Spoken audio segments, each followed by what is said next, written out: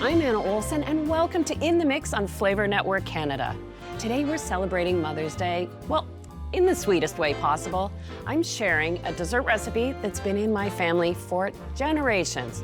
And on top of that, I have a special guest. My daughter Mika is here. I'm so happy to be here in the kitchen where we make some of my most treasured memories with you.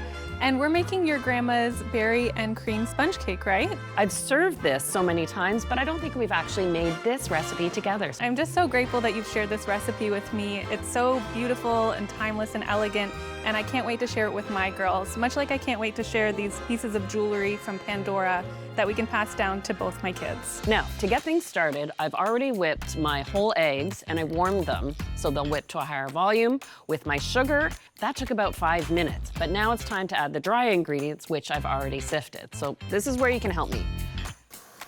I just gently shake the dry ingredients in a little at a time, and you let the mixer pick it up, and then you can add more. So why don't you do that, and I'll just keep an eye on the mixer speed. Yeah, that's good.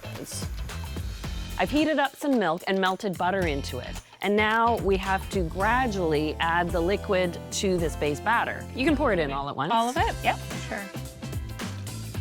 It does seem counterintuitive to add all this liquid at the very end after you spent all this time whipping up the eggs to get volume. Right. In the oven, it comes back, and that's what gives you a really nice sponge cake. Now, I'll keep whisking if you want to pour that into this base batter. Sure.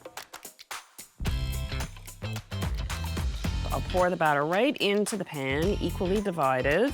I've preheated the oven to 350, so if you wouldn't mind popping these in, they should take about 30 minutes.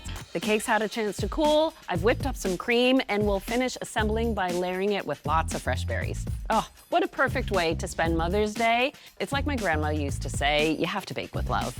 That's so sweet. I love that. Now, let's finish this cake.